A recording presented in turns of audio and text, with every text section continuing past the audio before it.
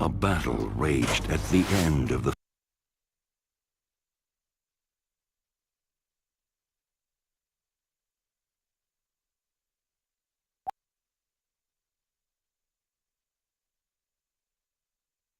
EA Games. Challenge everything.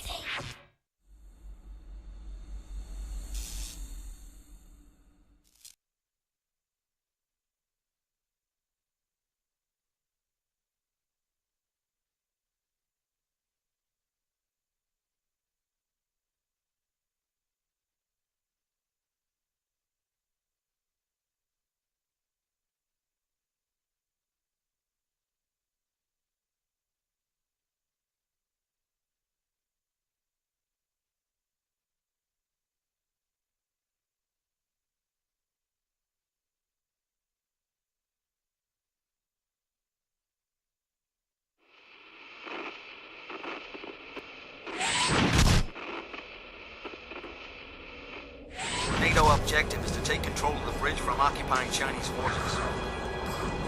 Be aware of guards in the towers, guys. We need to get over the bridge. Now move in formation 1. Let's get it done. Take cover! Move fast!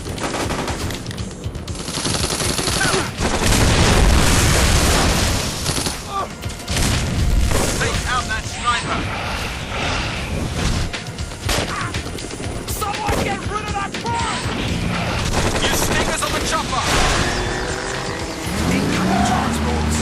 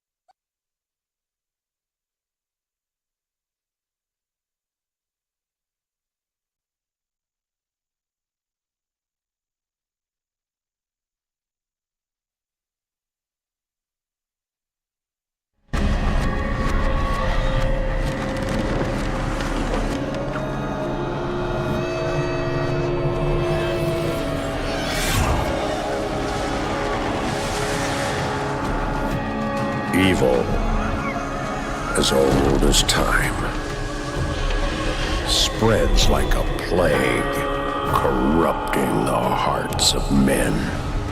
For millennia, there have been those who have stood against it, a secret organization to protect mankind. They are the front line in an unholy war. They are the Dark Watch.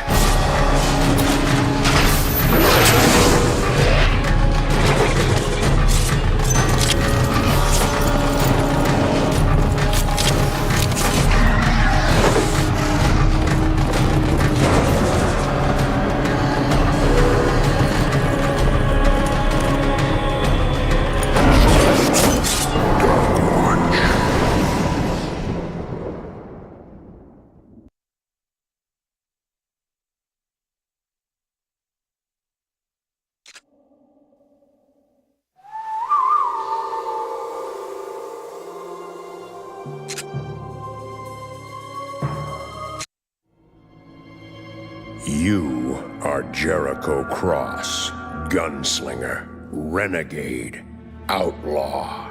Behind you, a bloody trail of robbery and revenge. Ahead of you, one last train to rob. Tonight, your life will end, and your legend will begin.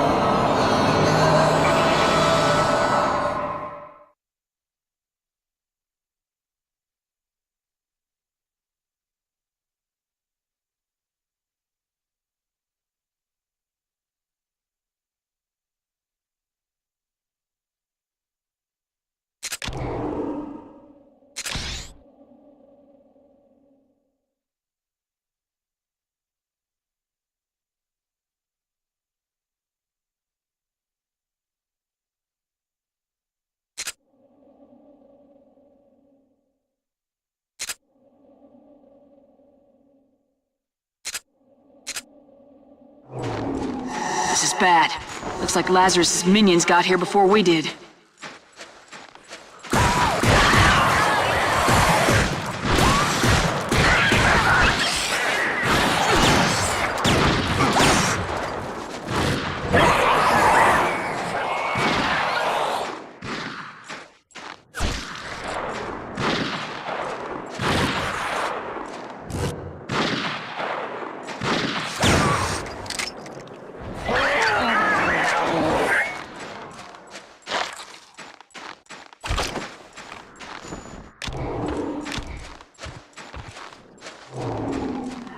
God, what happened here?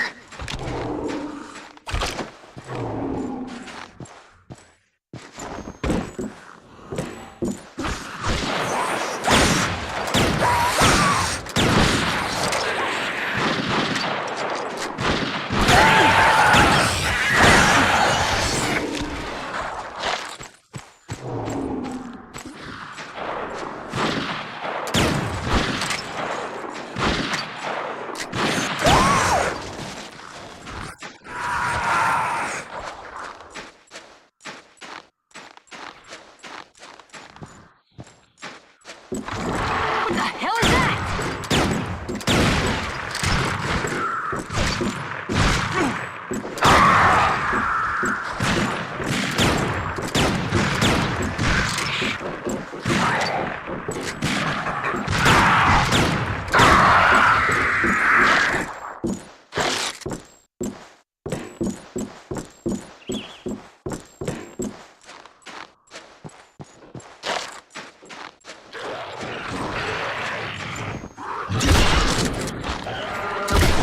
New plan. There should be a ghost door somewhere in the outpost. Find it.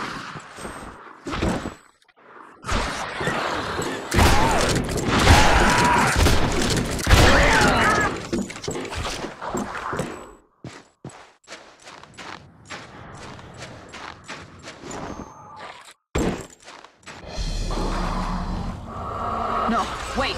Something Something's wrong. All right, Cross. Just stay alive. I'm gonna see if I can get this ghost door operational.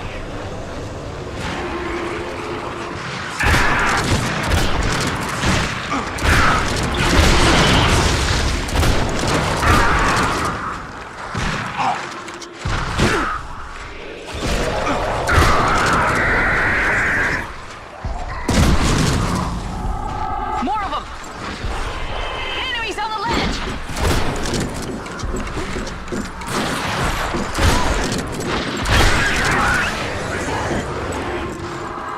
Rifleman!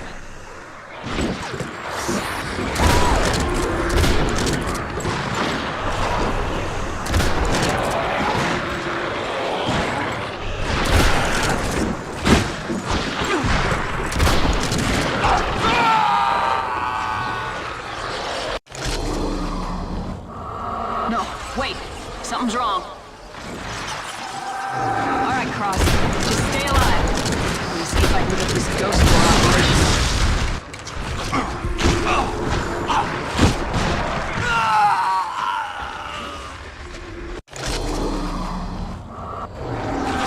All right, Cross.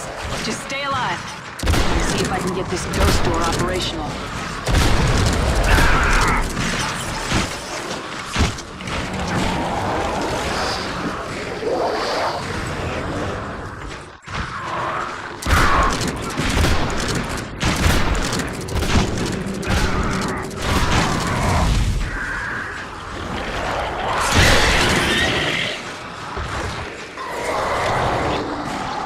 More of them! Enemies on the ledge!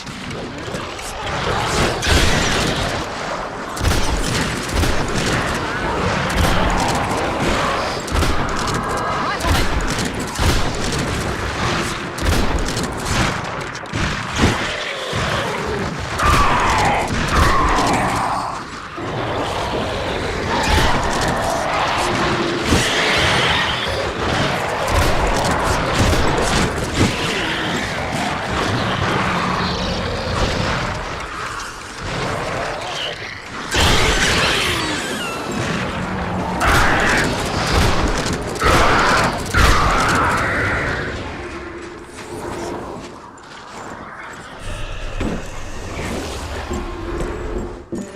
Let's stick to business.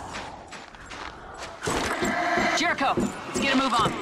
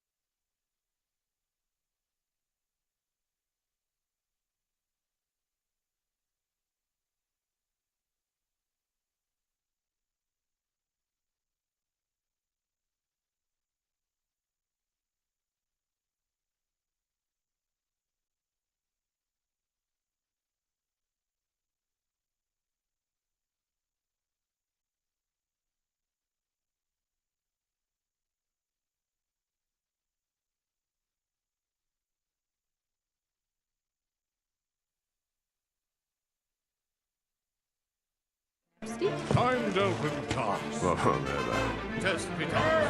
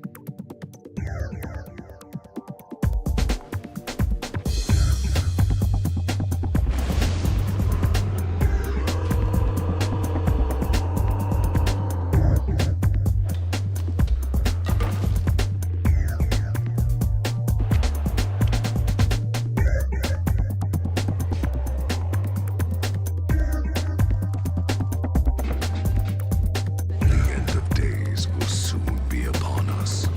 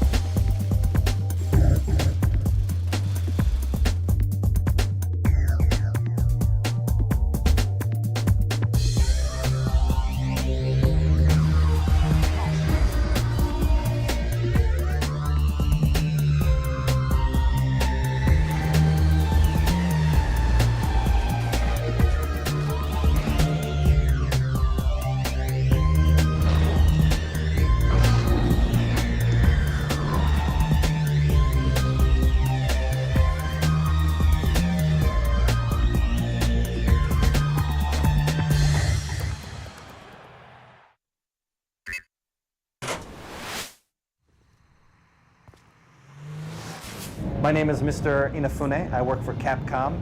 I am the producer of one of our new games, Dead Rising. This is actually a title for the Xbox 360. In this game, the main character is a photojournalist that is following a key incident he thinks will be the next big scoop for him. When he gets to a mall, he finds himself totally surrounded by tons and tons of zombies. That was one of the key concepts, is that we wanted to just make a game that is just chock full of zombies. And so he must, as he is stuck in this situation, survive at least 10 days in order to escape, and then hopefully get the big scoop. That is the main goal of the game. With this game, the main character finds himself stuck in this mall with all these zombies. He is just your average everyday Joe. He's a photojournalist. He's not somebody with intense military training. He's no superhero. He only has his camera when he first arrives on the scene. So he has to search them all, find something that could be used for weapons, and then use those weapons to fight against the zombies.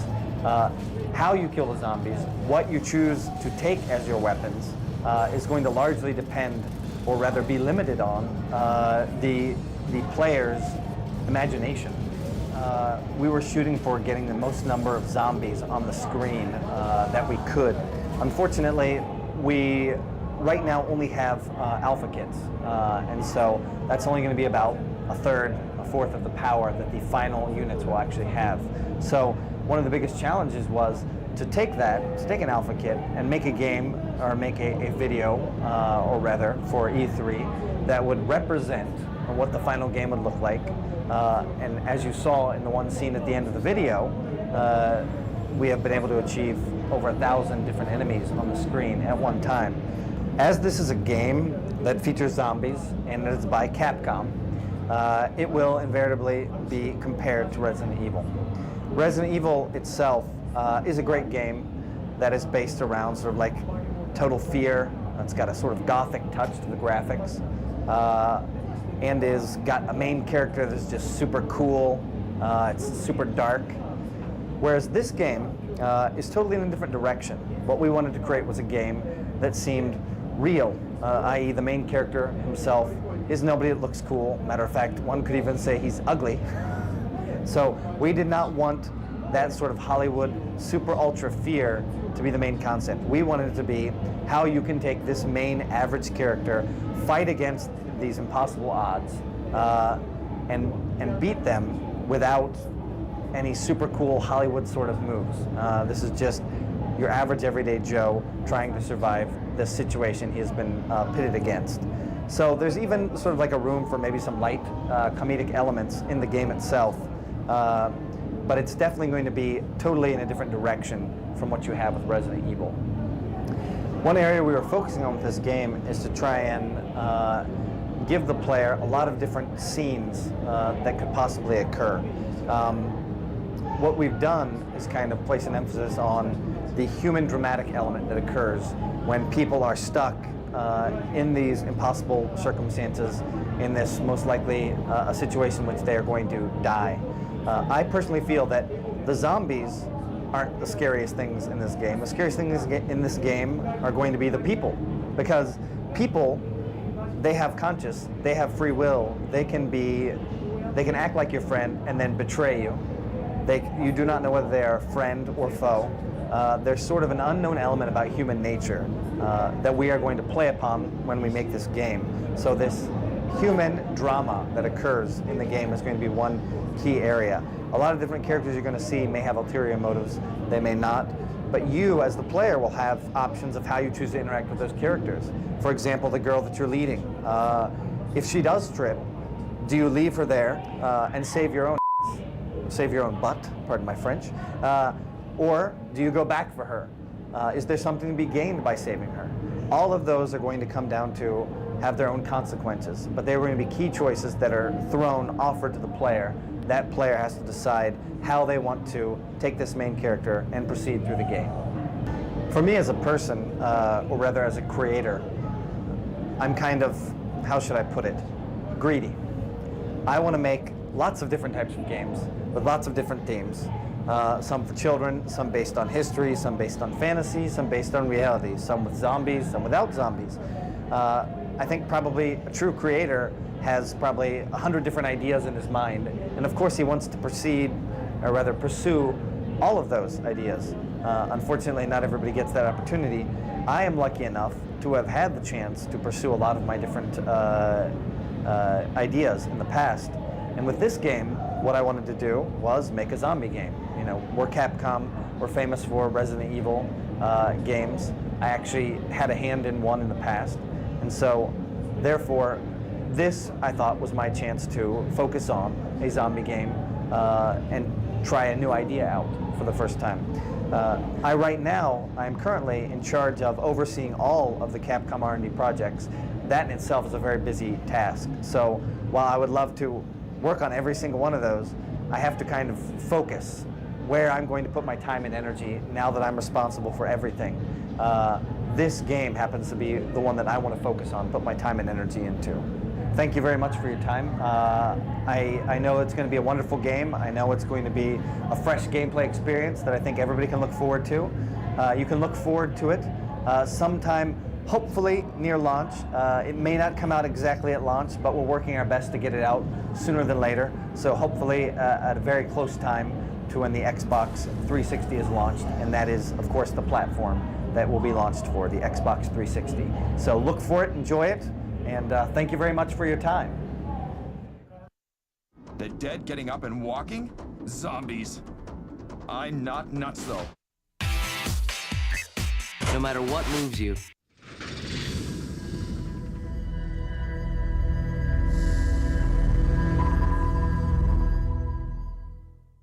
Back in 2002, when we finished Morrowind, and we started thinking about the sequel, we decided that we wanted to go next-gen right away. We were going to go think high, think big, and do it early. So we specifically designed Oblivion for the next generation platforms, the Xbox 360, and obviously the high-end PCs. I mean, it's one of those things where, you know, we're designing for a platform that doesn't exist yet. And we started, you know, 3 years ago. We spent the entire first year purely on technology. We use a crazy amount of shaders. Everything in the game is either enhanced or created by shaders in some form. All the objects in the world are hand-created. They have tons of textures where we use parallax mapping, normal maps, specular maps. It's pretty insane. It looks absolutely gorgeous. And that was our main goal, was to create, you know, the quintessential RPG for the next generation. It's stuff that we couldn't do with the last generation. Fully featured forests, 24/7 AI scheduling, and then just really bloody, visceral combat. Oblivion takes place in Cyrodiil, which is the main province in Tamriel, the world that the Elder Scrolls is set in. The Emperor has been assassinated, his heirs have all been lost, and it's up to you to find his lost heir and seal the Oblivion gates, these barriers that have broken down between Oblivion, which is the Elder Scrolls version of Hell, and the world. And so these gates are now opening up all over the place. Demons are pillaging and destroying cities, and the only way to close that covenant back again, seal that broken covenant, is to find his lost heir. So that's the main plot of the main quest. The key feature to the Elder Scrolls series, I think that the fans love the most, is the freedom to do anything you want, to be anything you want. And that remains true with Oblivion. You know, it's one of those things where we designed the game so that we designed Oblivion so that you don't even need to look at your stat sheet if you don't want to. You get right in the game, the action starts right away, you can do anything you want, you can pick anything up you want, you can talk to anyone you want, you can kill anyone you want. Oblivion uses a skill-based RPG system, so basically the way you improve your skills is to do more of it. And in that way, and it's very unique in that you don't earn experience points, you don't have to assign points anywhere. If you want to get better at certain things, you just do it a lot. One of our major features in Oblivion is this new AI system called Radiant AI. It allows us to give NPCs 24/7 schedules. They have their own motivations, they have their own desires. Essentially, rather than hand script every NPC's schedule, we have a system that implements it across the board. You know, NPCs will sleep, they'll eat. If they feel the need to sleep, they'll look for a place to sleep. We don't have to tell them where to sleep. If they need to eat, the system includes follow-up behavior where they'll see if they have something that they can eat. If they can't, they'll look for something that they might own that they can eat. If they don't have that, they will go and buy food. If they have low responsibility, they may go out and steal it rather than buy it from the vendor. They may go out, if they're out in the forest, they may go kill a deer and to get the meat out of the deer or out of a creature. Or even, you know, go to a plant and get the ingredient out of the plant. But basically, our games are huge. I mean, they're absolutely enormous, and it's virtually impossible to hand script that kind of behavior, you know, for each of the 1,000 NPCs in the game. So we had, again, like the forests, we had to come up with a way to procedurally incorporate. We had to come up with a way to procedurally implement AI across the board, again, to the thousands of NPCs in the game. One of the things that Radiant AI does really well is dynamic conversations. NPCs, based on how they feel about each other, will talk to each other, and those conversations are dynamic. They'll never be the same. One of the ways a player can get a quest is walking through town. You overhear a conversation, and it's very fluid and natural the way it happens. You walk through town, you hear someone talk about Kvatch being attacked by Daedra, the demons in the Elder Scrolls. And then you'll find that if you talk to one of those people, you now have a new topic. You can ask them, could you please tell me about that Daedra attack? Talk to me about that conversation you just had, and you can get a quest that way. And that's the way a lot of the quests in the game are given to the player. You can go up to people and get quests, but you'll spend a lot of time in the taverns talking to barkeeps or listening to conversations, and you'll find out a lot of information about the game and get quests that way. In Oblivion, we streamline the interface as well. A lot of the information is there right at your fingertips. The stuff that you really want to know, like, you know, how much health does an item have, how successful am I at casting spells. So we have various pop-up windows, but we've really tried to streamline that data so that it's the stuff that's actually useful to you, the stuff that you want to know immediately. Can I cast a spell? How much will it cost me to do it? As opposed to Morrowind, where you had to do a lot of math in your head to calculate your skill versus your mana versus your level. I mean, we took a lot of that out. We try to make it as user-friendly as possible. Mostly because it's one of those things where, in Morrowind, I actually preferred playing it on the Xbox versus the PC, just because you only have so many buttons, and it just felt better, to have the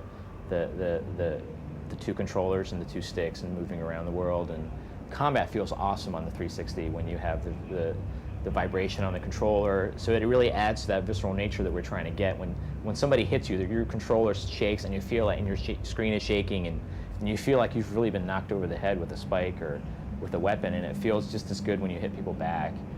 So definitely, it's one of those things where we started out making PC RPGs, but moving over to the console is just awesome. It's just much more relaxing. It's a lot more fun to play, and I play it on my big HD TV screen. I mean, so thanks for letting me tell you about Oblivion. I hope you all enjoy it, and please go out and buy it. So am I looking at the camera? Am I looking at you? I guess the answer is really just, I mean, do you need an answer for that? Or I will ramble on forever if you let me. Of course, you have it on tape, so now I'm screwed. You're fired. You're going to jail. That's right. Check it out.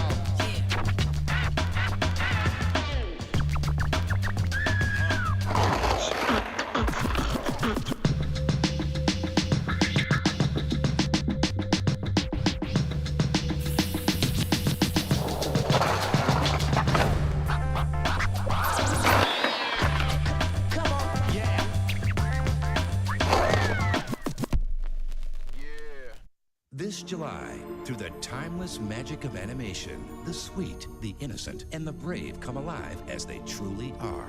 Bitch, whore, slacker, wimp, thief. How about I order a couple of pizzas, get a keg of beer, and rent a bunch of porno? Tripping the Rift, a Sci-Fi Channel original series, July 27th at 10.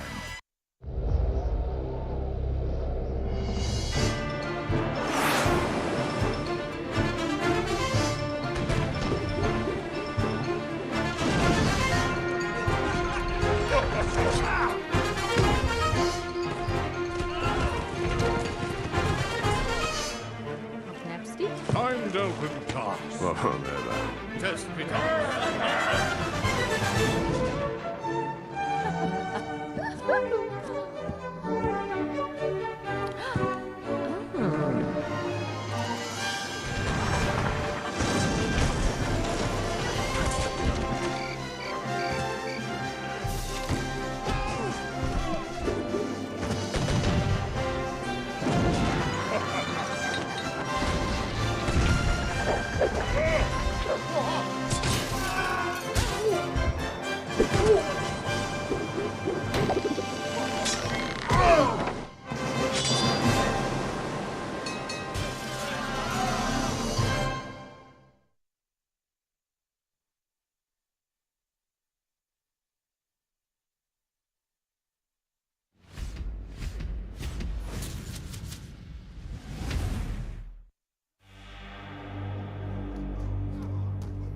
A battle raged at the end of the first tournament.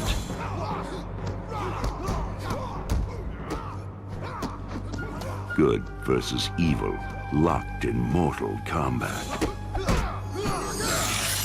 The forces of Earthrealm were facing the greatest challenge. And they prevailed.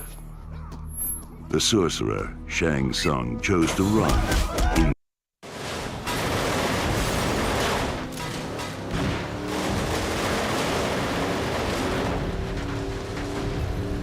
Hi, I'm Cord Smith, producer at Pseudo Interactive, working on Full Auto for Xbox 360. Full Auto is the most destructive racing game ever. It's completely dynamic, emergent gameplay. It's a fully interactive world. Everything in the world you can destroy, damage, blow apart. I mean, it's all about amazingly fast cars, incredibly powerful weapons, and the ability to hybridize racing and combat in a way that people have never experienced before. We're not a kart racer. We're not cartoony. We don't have power-ups. We're visceral. We're in your face. We're raw. We're the most realistic world that we can possibly imagine at this time, and we're using every ounce of power of Xbox 360. We're really focusing on, the loud, natural, like we want the weapons to be as realistic as possible. You're not gonna find lasers, you're not gonna find crazy stuff and plasma guns, right? We've concepted 20 cars right now, each with a very unique personality, different handling, different parameters, different weight system tuning. So you'll get a real sense that when you're driving them, oh, I'm driving the Vulcan now, or oh, I'm driving the Wraith. You can tell, both in sense of speed, etc. They also have different loadouts in terms of weapons. So you can only equip certain weapons on certain types of cars. So if you're really big and bulky, you might get the bigger weapons, but you're not going to get the pickup, you're not going to get the power slide, you're not going to get that engine power that you get in an exotic sports car. You'll be unlocking new cars, you'll be unlocking new weapons, we're obviously introducing new threats. We have a 60 event career mode whereby you kind of go through the city. The fiction is that all these events are happening in one brutal day. I mean, this is the full auto. This is an organized event. It's like race or die. You have to survive these events. You've got to perform. You've got to take out your competition. As you do that, we introduce new cars that are better than you. We introduce new weapons that are better than you. You have to overcome those challenges to earn those weapons and earn those cars and then continue to use them. You can go back into the game, into previous tracks with those new elements and get a completely different experience. I mean, the Garment District wouldn't be the same if you're driving with a machine gun and a grenade launcher. If you go in with a shotgun and a missile launcher, suddenly it's a whole new ballgame. Basically, we wanted a racing game where it's very, very easy to pick up and play. At the core, it's an arcade racing game. You're on a track, you don't have to explore, you don't have to free roam, you're right in the gameplay immediately. However, within that racetrack, there's so many different things to discover. You can take alternate paths, you can make alternate paths, you can force cars off one road, you can force them into the water, you can force them into buildings. It's amazing just how deep our world is. And we've never been able to do this in other racing games. So we've got 10 weapons in the game with 3 levels each. So we've got basically 30 weapons to put on your car. You can put any 2 of those weapons on the car that you like. So what we're finding developing the game is we're experimenting with different combinations of weapons, and that lends itself to different play styles. If you want a tank cannon and smoke screen, if you're that kind of player, or if you're more about the full-on offensive with machine guns and missiles, you just pick what you like and suit your car and your weapons to your style of play. We're going to start you off with a basic set of cars and a basic set of weapons, and in the first district in the city of Staunton, a fictional city that we've created. And then what you'll do is through the career mode, by completing events and surviving them, you're going to earn more cars, more weapons, and more tracks to race on.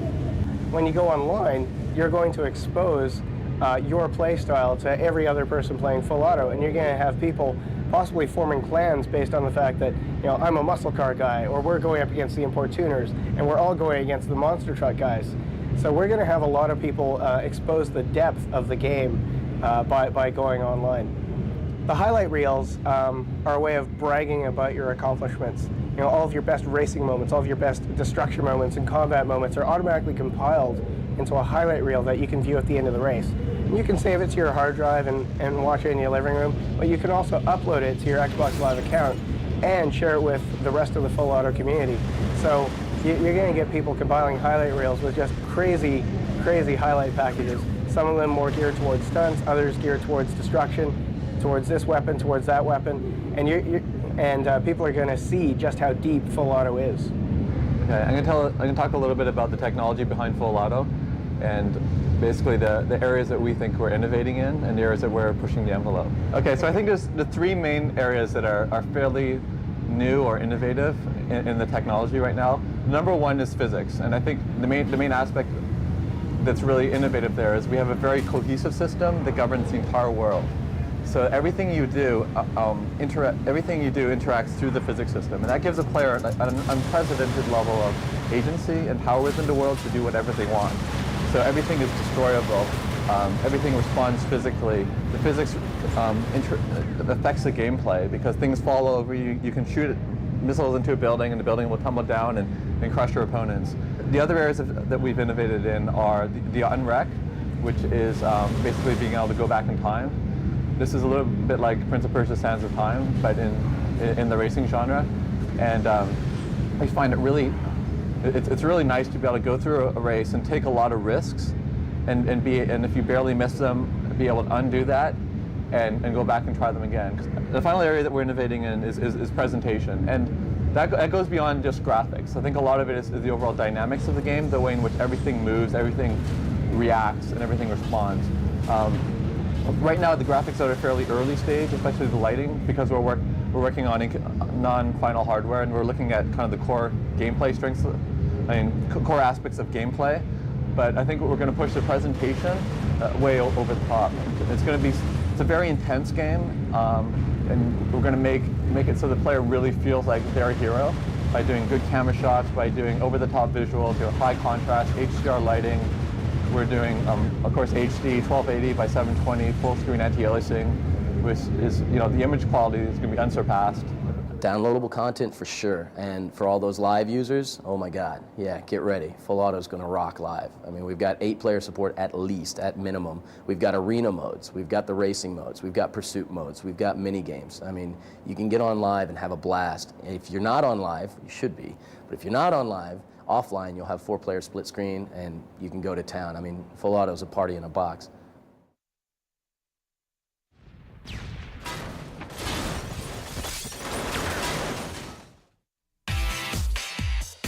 No matter what moves you. Hi, my name is Frank Rook. I'm the lead game designer on Condemned: Criminal Origins. Condemned: Criminal Origins is a psychological thriller that uses 2 main types of gameplay that we're exploring that really define what it's all about.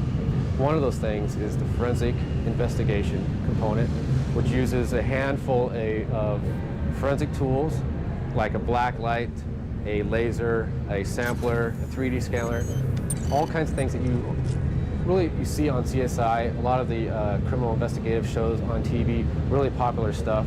We combine that with this raw, kind of brutal combat system, which puts the player against AI with pipes, 2x4s, right in your face. And it's just got this kind of nice raw, brutal kind of feel to it, this visceral feel to it.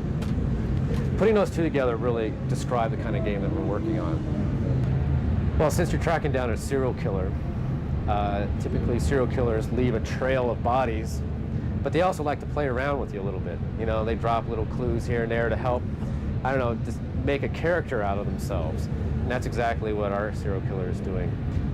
You're working with a lab guy back in the lab. They do all the kind of scientific research and analysis. They give you back important information about that. And between the 2 of you, you figure out what that particular piece of evidence means. From that, you can build off of what you should do next, so it's really driving the player objectively, but it's also giving the player a lot of story elements. And it's a really popular way for us to tell a story outside of using like cutscenes or just giving the player outright objectives at the beginning of a mission. So it's unfolding really naturally to the player that way. One thing that we're really trying to take advantage of is the ability to make these really atmospheric environments.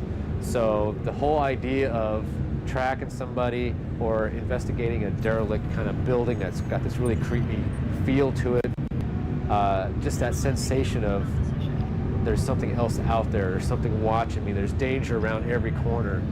Condemned: Criminal Origins, I think, really takes a lot of its influence from a couple movies, and actually 3 movies that are really important for us. One of them is Seven, and the thing that we draw from Seven is that dark kind of downward spiral that the protagonist takes. And of course it's got this serial killer portion to it also. But that's where Silence of the Lambs comes in. That movie is a really great methodical, procedural kind of investigation done by the protagonist. And putting those 2 movies together really define our forensic element. Now, the enemies that you find in our game, we really drew a lot of inspiration from 28 Days Later. And that particular movie had that raw element. They were so just primal about how they reacted and how they attacked. Once you see elements from our games, you can see how that inspired us, influenced the directions that we chose. Player can come across a lot of pieces of debris, as well as what we call entry tools like axes and crowbars and sledgehammers and stuff like that. Debris weapons are like pipes and boards and locker doors and pieces of rebar scattered all over the universe. Player can access any one of those, and they each have their own strengths and weaknesses, which really play into how you want to have your combat with the enemy. The enemy also has access to all of these weapons. They can also sense or actually read what kind of weapon you have. So if you have a piece of rebar with a big chunk of concrete on it, which does a lot of damage, and they're walking around with a little board, they'll see that, and they'll just toss the board away and go running off and try and find a better weapon. Or just like get scared and run off and hide somewhere. And that actually describes a little bit about our AI. They don't always want to come at you and fight. They want to fight devious, and they want to take every advantage they can using the environment. And to complement the melee, we have firearms. We have a taser that the player can use. The taser will stun somebody. You can walk up, take their weapon away from them, and use it on them. It's a great way to disarm somebody that has a firearm and you only have a melee weapon. That in itself is kind of the definition of our combat component.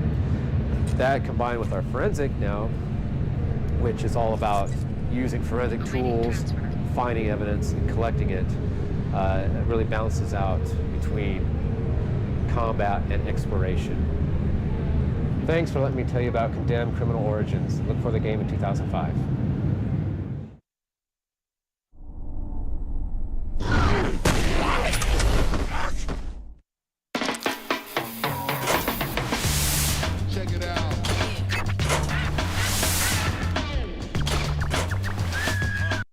The game is very close to the movie in terms of emotion. We've been working a lot with Peter Jackson from the beginning.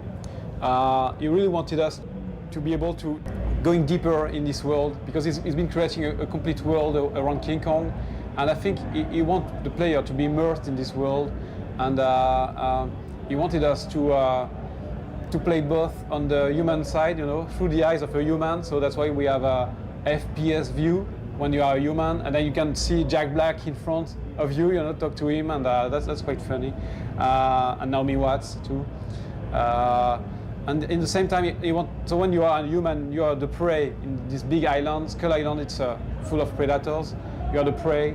But when you play King Kong, you are the big king of the island. You know, you are the biggest predator of the island, and that is giving a kind of dynamic, very funny dynamic because. You want to be Kong, you want to be, and then suddenly the game offers you the opportunity of being Kong and saving Anne, and that's interesting because it's creating this very powerful dynamic and different emotions and perceptions of the and vision of the same world. I think Peter Jackson is he knew that King Kong, there is something I would say subtle to express in King Kong. You know, it's the theme of Beauty and the Beast. You know, it's the big beast, but he's got heart, he's got a humanity. And I think he appreciated in Beyond Good and Evil, our previous game. He played this game. That's quite funny because during a meeting he said us that okay, he has played Beyond Good and Evil. He said that he thought that we could be able to express this humanity through sounds, musics, situations, and all these things. And so I think that's the main thing, the main collaboration. We're having this incredible conceptual art from Weta, and when we were in New Zealand on the sets, people were doing the trees and all these things using the same conceptual arts as the one we were using for the game, and it was quite funny because we really share these materials. I think we had two sources of inspiration: the movie itself, the main scenes in the movie. People, they want to retrieve these scenes. You've got mythic scenes, very important scenes that you want to retrieve in the game. But the game is, I would say, 10 times longer than the movie, maybe a bit less. But so we had to create new sequences, and then the source of inspiration is the world of Skull Island. You know, it's not just an island like that for a movie. Peter Jackson told us the story of this island centuries after. That's incredible. He's got you know, this big history, the background and all these things. So it's not just a movie, it's a world. I wanted to avoid every platform effects, every collectible. There's no interface. It's concrete. You can take things, you can burn them, throw them, spread the fire. You can take a spear, throw a spear to a creature and take it back while it's dying. And it's very concrete. You know, you don't carry tons of objects on you. It's very realistic. You know, there's no interface. Once someone is suffering, you see that he's suffering and you understand the state without the life bar. So the game is very, I would say, in some point of view, is realistic. So when you are on the human side, your goal is to find Anne, in fact. That's a good story of the prince and the princess. So, but the bad guy is not really the bad guy, and that's the difference in King Kong. And when you reach them, it appears that King Kong is trying to defend Anne too. So when you play King Kong, you're trying to defend her from the other creatures. So it's very simple. It's about surviving, you know. If you don't move, you die. You don't have to collect things. It's just you have to survive. You got to move forward, because if you stay too much time in a place, predators will come and you will die. So if you want to know what will be the next, just move, just act. So it's very simple, in fact. Thank you for listening to me and the story of this big game, King Kong. Yeah! It's running now? No? Okay. It answers your question? This July, through the timeless magic of animation.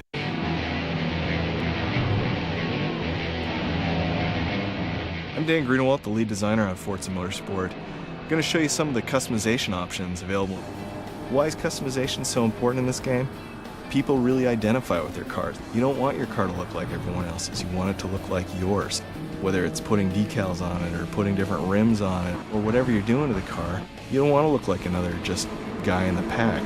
You want your car to look unique so that it'll really represent you online. When we start off in Forza Motorsport, we've got this huge list of cars, and they're all customizable with real-world parts. You can do engine swaps, put on turbo kits, you can put on superchargers, and there are different advantages to each. You're going to choose parts based on how they look, based on how they perform, and this is also going to affect what performance class the car goes into.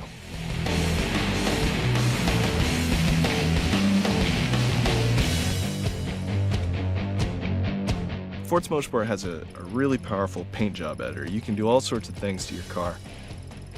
What this is a layered system. Because of this layered system, you can build basically anything you want. I've been amazed at what people have drawn already.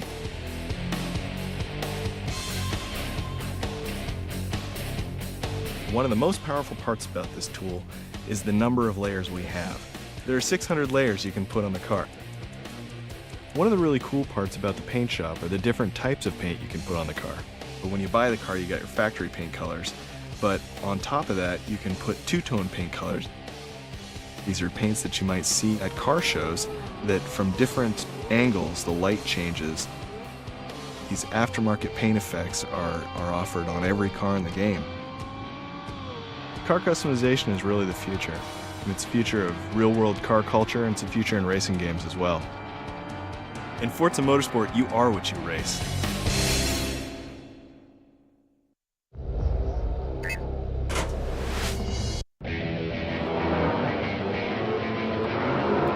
I'm Dan Greenewalt. I'm the lead game designer on Microsoft's Forza Motorsport.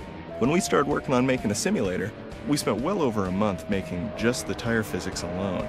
We took into account things like heat and pressure, camber and caster, and how that geometry in the suspension will affect the tire. We also took into account the stiffness of the tire wall and load sensitivity. We thought it was important to put that in the game because it's going to really make the cars perform naturally on the track. This is all very realistic stuff, and most people aren't going to see it. What you're going to do is feel it. The suspension, the engines, the tires, all of this stuff plays directly into that. This really adds tremendous replay value because each car has its own path to mastery.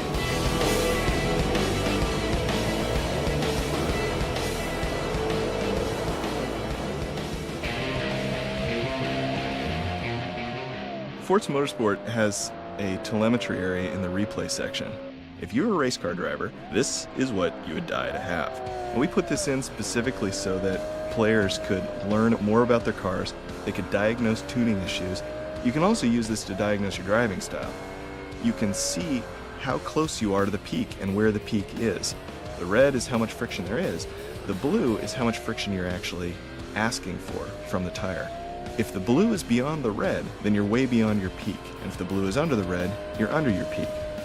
Mastering a race car was all about mastering your friction and load as it transfers around your car. This is what's going to make good drivers great, knowing your friction and optimizing it. In the suspension tab, you're looking at how much compression is going on in your actual suspension of your car. What you want is to be in that green range with some pretty even transfer. So in this display, you can see how much travel is going on in your suspension. If you see your suspension go into the red and the yellow, you're probably hitting your bump stops and you're going to want to tighten your suspension just a little bit. Each of the over 230 cars that we feature in Forza Motorsport drive very differently. This is because of the attention to detail that we've had when we modeled them in the physics engine. Now we're going to get into the tuning area of the game, diagnosing your camber, caster, and toe. You want to tune your camber so that as the car body rolls, that tire stays right in contact with the road. Generally, you want to keep all of these numbers in a very stable range and very near each other, and that's what's going to make you drive better. But you're also looking at the temperature of the tire and the wear. We've got temperature on the outside of the tire, then we also have temperature on the inside. Controlling your tire heat is very important because you're going to get more or less friction based on it. We've got a whole bunch of tuning options in Forza Motorsport. They're things for the gearheads that want to get under the hood. They're very realistic. But the casual gamer doesn't need to do these to be successful. All the cars are set up really well for driving. Becoming a great driver is about getting feedback. Audio is some of the best feedback you can get. All the sounds give you the cues you need to be a truly great driver. Hearing it in the right place spatially allows you to control your car better. In Forza Motorsport, the audio, it's 5.1, and we've really capitalized on that. We wanted to make sure that when you upgrade your car, you can feel it. You're going to feel it in the game, you're going to feel it in the car, you're going to feel it all the way through your couch.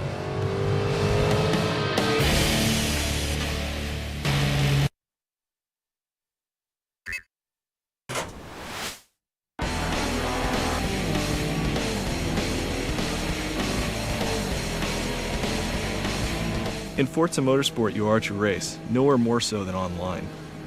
When you trade a car in Forza Motorsport over Xbox Live, you get everything that comes with that car. You get its paint job, you get all of its upgrades. It's like you're taking the entire garage, uprooting it, and putting it onto your hard drive itself. What's great about being able to trade cars on Forza Motorsport is you can get access to cars that you wouldn't have access to otherwise. What's also great about trading cars is that you can get these really creative works of art from other people online. The amount of time you spent painting your car in single player is going to be directly rewarded in online play because people are going to see what you raced. People are going to recognize it. One of the new innovations we brought to this genre is the regional rarity system. When you pick a career profile, you are asked to choose whether you want to be an Asian specialist, a North American specialist, or a European specialist. This affects what cars you have access to. Cars from other regions are more rare and thus more expensive. A huge innovation in Forza Motorsport is the online career. In the online career, you can win money, you can win cars, you can unlock new events, you can level up your career, you can do everything in the multiplayer space that you can do in the single player space. We're blurring the line between multiplayer and single player. Another feature of Forza Motorsport over Xbox Live is car clubs. It allows you to get together with a bunch of other car freaks. You can get together with these people, you can talk, you can converse about cars, but also you can compete as a group. The coolest thing about being able to get in these car clubs is the ability to meet new people, people with similar goals and similar likes and tastes in cars. Forza Motorsport features an ELO system. Our ELO system ranks players and matches them against each other based on skill. If you beat people that are better than you, your score goes up. If you beat people that are worse than you, your score doesn't go up. If you get beaten by people that are worse than you, your score goes down.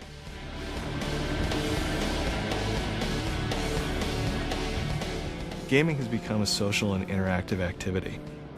It's about getting people together and getting people to play together with common goals and common interests, meeting new people, meeting friends. The future of gaming, sure, it's about building community even more. It's about enabling more of that. And Forza Motorsport's trying to pave the way into that future by blurring the lines between single player and multiplayer, paving the way by having car clubs and new ways to meet friends. To be a great next generation title today, you've got to include online. You are what you race. No matter what moves you, Progressive Direct is the insurance expert. For cars, boats, motorcycles, and whatever else you love to drive or ride, we're always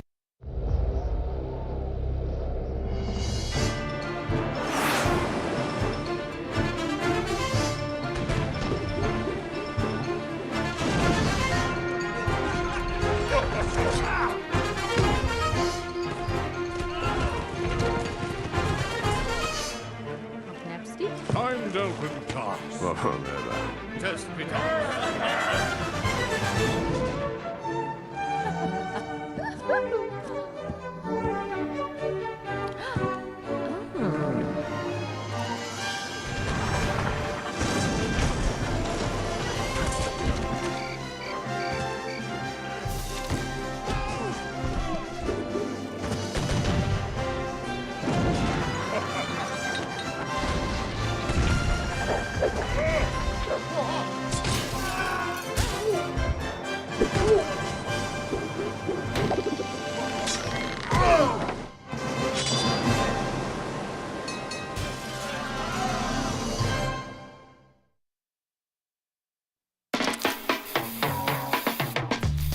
Check it out.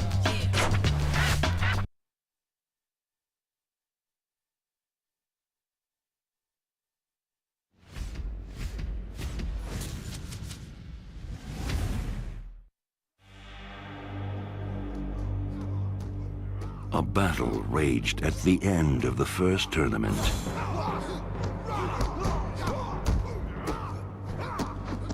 Good versus evil, locked in mortal combat.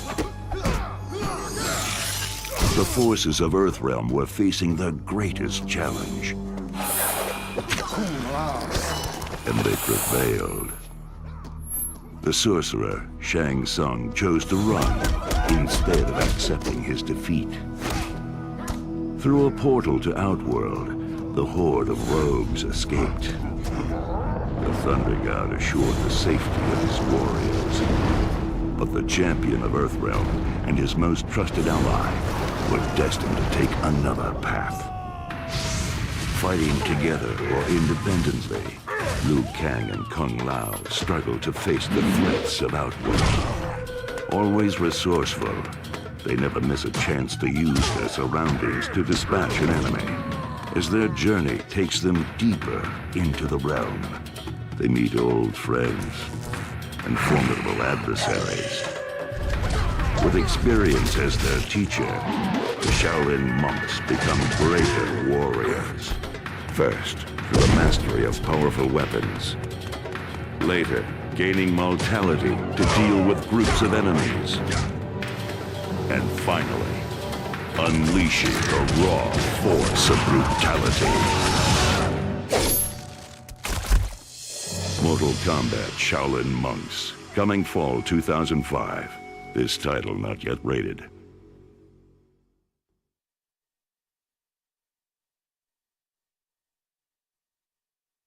This July, through the timeless magic of animation, the Sweet.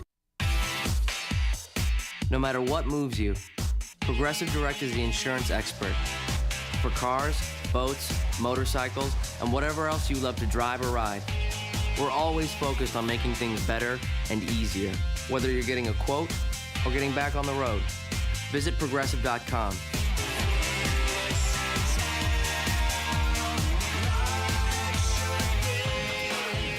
Think easier. Think Progressive.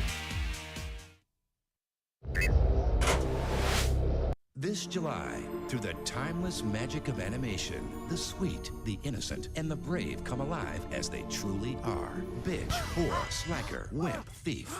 How about I order a couple of pizzas, get a keg of beer, and rent a bunch of porno? Tripping the Rift, a Sci-Fi Channel original series, July 27th at 10.